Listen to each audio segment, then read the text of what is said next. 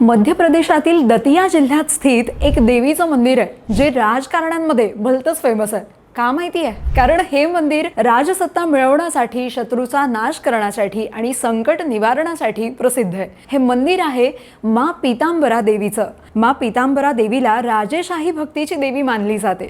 या देवीच्या ख्यातीमुळे माजी पंतप्रधान जवाहरलाल नेहरू, इंदिरा गांधी आणि अटल बिहारी वाजपेयी यासारख्या नेत्यांनी सुद्धा इथे गुप्त पूजा केली होती।